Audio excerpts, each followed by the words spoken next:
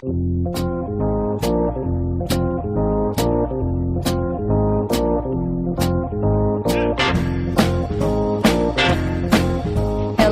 welcome to the Connected Table Live. I'm your host, Melanie Young, and with me is the handsome David Ransom. We are your insatiably curious culinary couple. Each week we bring you the movers and shakers who work front and center and behind the scenes in food, wine, spirits, and hospitality. You can listen to us on iHeart Radio and the iHeart app anytime you want, and we welcome all of our listeners all around the world. Well, this week, we've got some great guests.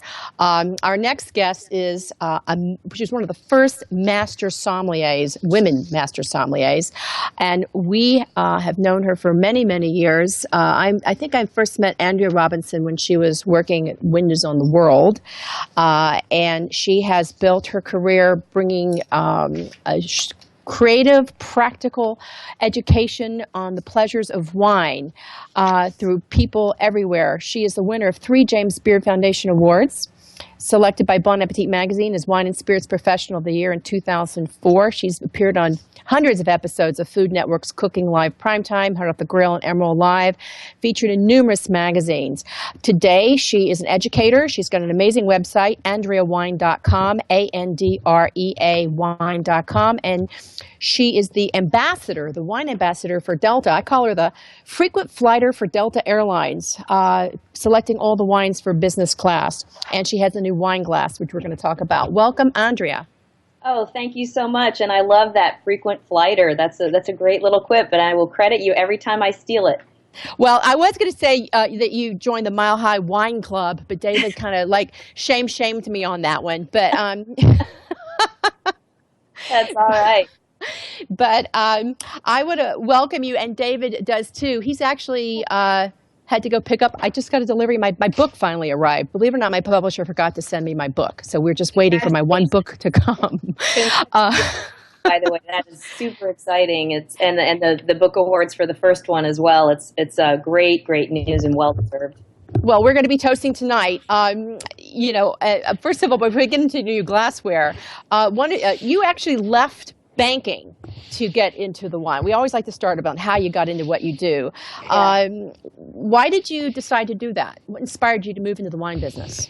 You know, it was a great time because I had gotten a job at Morgan Stanley in New York City. So I moved from college in Texas to New York City, the big city, and it was a great first job out of college, but it was also the perfect place to really cultivate my passion, which was food and wine, because of course it's such an epicenter of gastronomy. And I had always been into food from the time I was a little bitty kid, and had the chance to work for, as a volunteer, a couple of the great wine personalities in New York, Mary Ewing Mulligan, who was our first American woman master of wine, and then my mentor at Windows on the World, Kevin Zraly. They both had wine schools. So I would volunteer there, and I just one day had one of those experiences with a winemaker tasting one of those wines that makes the light bulb go off over your head, and you just say, wow, I like my job, but I don't love it, and I want to try to make a living with something I love. So that's when I decided to leave and go into wine. Well, yeah, and aren't you glad you did? Because look what happened to your career, and it's far more fun than working on Wall Street, where you probably would have lost your job by now. So at least a couple times, exactly. It's so true. It's so much nicer living in Napa Valley than it is Manhattan, anyways. So, well, much better view. It's fantastic. It's 10 years now for us in Napa Valley. I can hardly believe it. I really sort of feel like a local. Yeah. Well, how local does that mean? Will you be making wine? Great question. It's funny. Just this harvest year, our earthquake vintage in Napa, we are in fact going to make a few hundred cases of wine from the vineyard that's on. We have a Sauvignon Blanc vineyard. And we have tasted the grapes and tasted them, fermented themselves by themselves without being blended with another big producer. And we are really thinking that it's a delicious little wine. So we're going to make a little bit, and we're very excited about it. Well, that's exciting. Where's it going to be? Where are you going to sell it at retail, or is it going to be an offer on premise? I think our main plan is to just have it be available, direct to consumer, and with a few really good partners. One of the outlets that we're going to work with is Delta, because they have great California wines on the transcontinental flights. So that'll be really fun, because I have such a great connectivity to our flight attendants and our customers that it'll be a nice little closing of the loop. Well, it's a great way for you to kind of add one more layer to your relationship with Delta as well. So it's definitely, yeah, it's a great thing to be able to do. Tell us a little bit about what the process is for you with working with Delta, and what you're in charge of, and how it works for you. Sure. They're such a fun partner, and I think you guys being based in New York City know that a big part of their sort of brand presence is food and wine and great hospitality, and they work closely with the James Beard Foundation and organizations that really do it right, like Danny Meyer's Union Square Hospitality Group, and great chefs, and I'm just lucky to be part of that, inner circle. So a big thing is it really goes well beyond selecting the wines for the international business elite flights and our transcon business elite, and much more to both helping to define and bring to life Delta's food and wine and hospitality presence on the ground at special events like the wine and food festivals that they sponsor, as well as something that we do that no other airline industry company that we know of does, which is a really huge program for educating our flight attendants. We have 23,000 flight attendants, and they all want to feel great about and knowledgeable about the product that we're offering, including the parts that are really special, like the food and wine. And so we have this video wine course called Delta Sky Sommelier, and so far we've had about 2,000 flight attendants go through it. We haven't made it available to the full fleet yet because we were working out the kinks, but it's an adaptation of the video wine course that's available to the public on my website, but includes additional modules and quizzes on serving wine in flight. And so that's been a really fun thing, because it gets us right down in the trenches with the people who connect with customers every day, and lets us really make sure that the front line can do a great job of bringing that hospitality experience to 35,000 feet. And it's a lot of fun too. Well, it's what I call a high mileage job. I'd like to have that job and your frequent flyer points from that, because we're big Delta fans. Oh, exactly. No, it's everybody's like covets their points and their upgrades, and you do develop this sort of sense of loyalty. And of all the companies that I've ever worked with, I've worked with some great ones, but it's really been fun with Delta because they have such a people focus and a family focus, and it just fits right in sync with our way of thinking about the world, which is you got to work with the people you love. And that's what makes the wine and the food industry great too. You were just talking to Gail Green and talking about some of the great stuff she does, and that's what it's all about. This industry, like you said, it employs a lot of people, and there's just a lot of great, committed, hardworking individuals that really make it up, and it's very high touch, and I love that. And it's really the one industry that people are in really because they want to be in it. That's so right. So everybody loves what they do in the food industry, and sometimes the money's not all that great, but the perks are great. You get to eat great food, drink great wine, and interact with people who love it just as much as you do. So it's always a great bonus. That's exactly right. I want to ask you a little bit about kind of your philosophy on the wine industry these days, and kind of touch on the world of wine as you see it. You're a master sommelier. You've been in the business for a long time, and you were actually one of the first female master sommeliers in the world. What does it mean to you, and how do you think about what it was like to become an MS when you did, and how that may differ from becoming an MS now, especially considering how much larger the world of wine is now than it used to be? Yeah, you're so right. And I really think that what I love about the wine industry, and especially this part of it, the sommelier part of it, is how inclusive it is and how untraditional it has become. You see sommeliers at the top of their game that have never donned a tux. And, they may have a goatee and, would be wearing a funky T-shirt when they hit your table. And if they're in Brooklyn, they're wearing plaid. Exactly. And you certainly see more women involved in this part of the role. And I think it's like so many other careers where there's a lead time of people discovering that career as a possibility for them and then beginning to make those inroads. And now the numbers of women that we have that are teed up to pass their advanced sommelier certification or their master's is really exciting. And I'm, spending as much time as I can trying to help cultivate and mentor those. But I think it is, I will say humbly, a harder credential probably than ever because of exactly what you said. It's such a bigger global wine world now. And the excitement of that is also the challenge of it because it's constantly changing. It is constantly growing. And I think that's really what lured me into it in the first place because I knew that once you know how to calculate, the net present value of the cash flows of a stock or a bond payment, you know how to do it and it's not really going to change. But the wine world is never going to get staid and boring. And that's kind of why I made the switch. It's almost, I can see, though, why people find it intimidating because there's a lot to know. But I always remind them, you know what, just think about it like you do food. You do not insist in any way, shape, or form that you be an expert in food to go out and try all manner of stuff.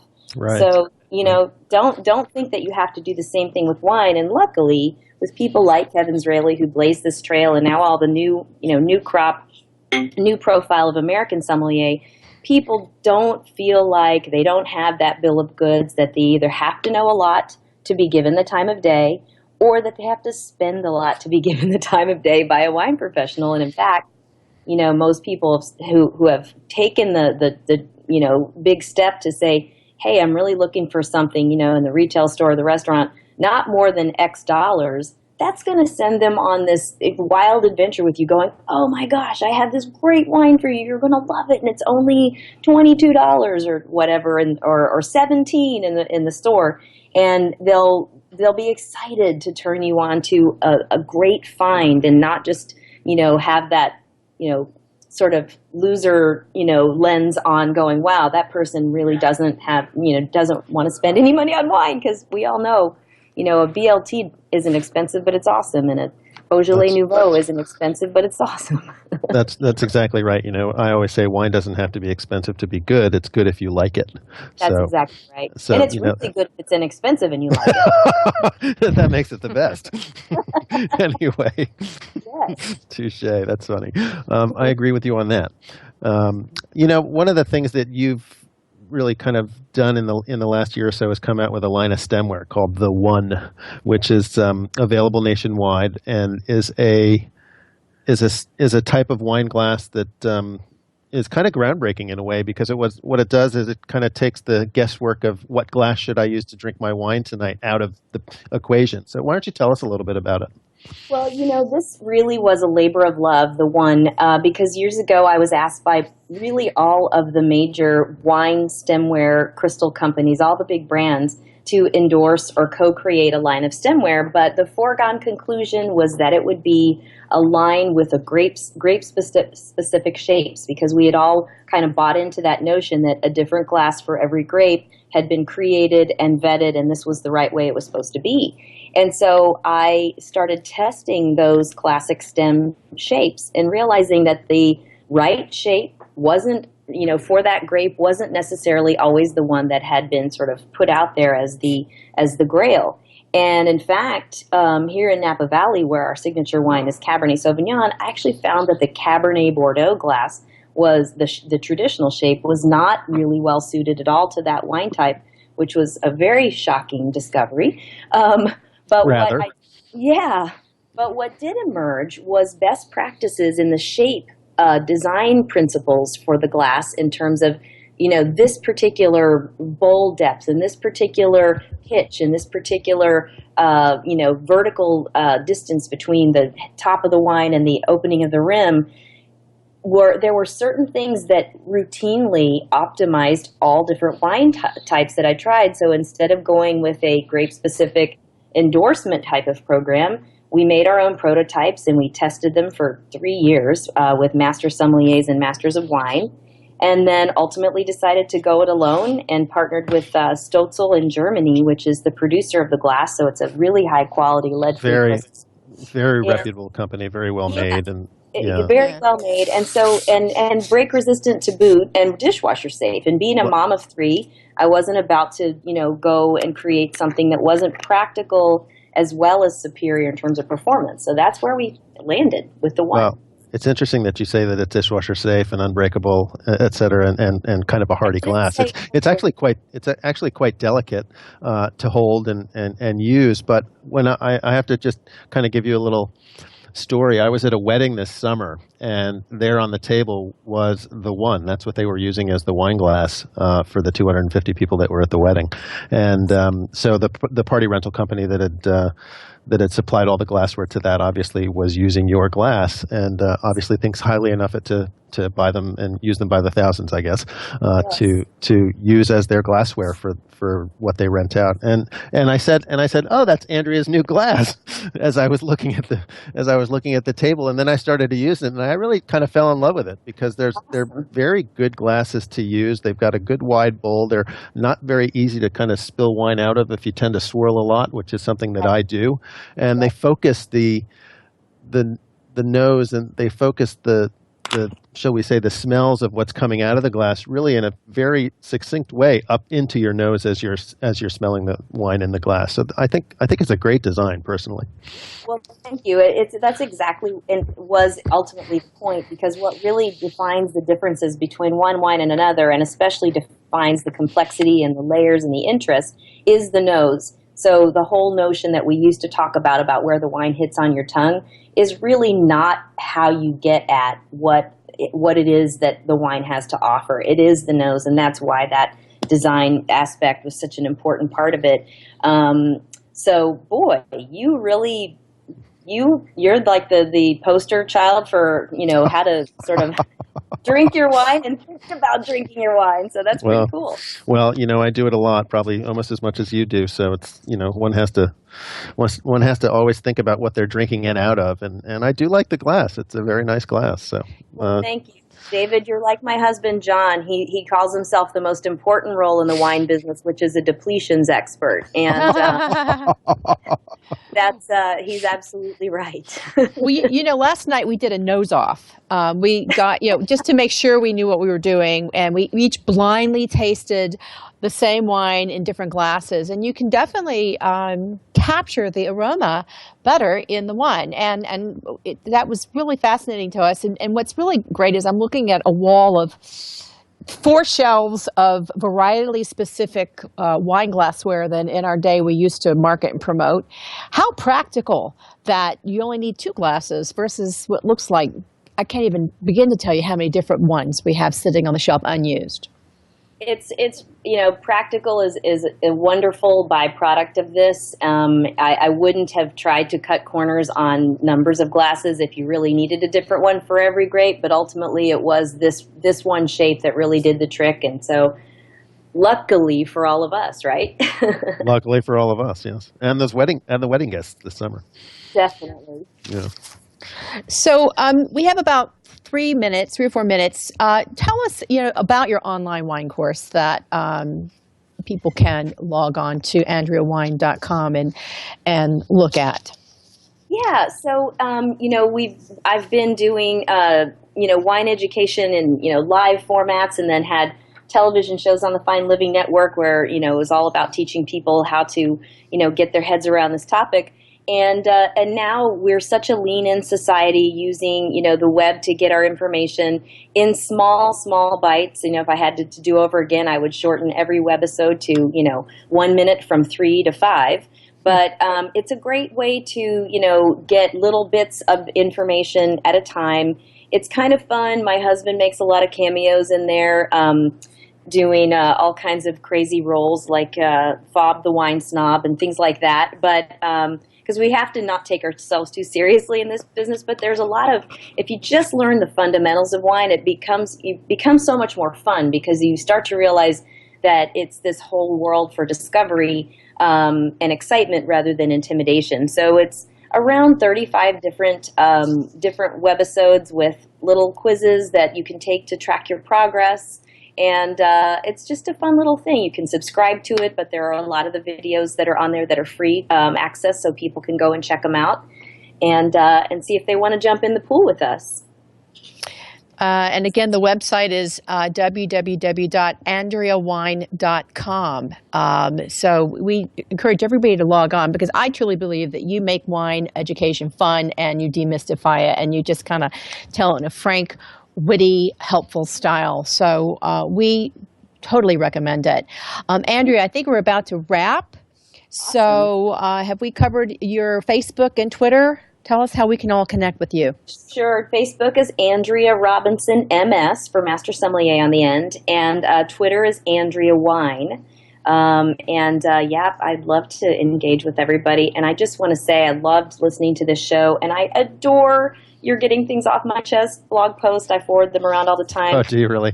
Well, super excited for your book, too. As I said yesterday, Thank you. On Facebook, she's definitely the better writer in this duo. But well, Andrea, it's such a pleasure having you on. I have one question before you go. What are you drinking for the holidays this year? Oh, well, as much bubbles as I possibly can. And then we love Pinot Noir and both the American and French red Burgundies at the holidays.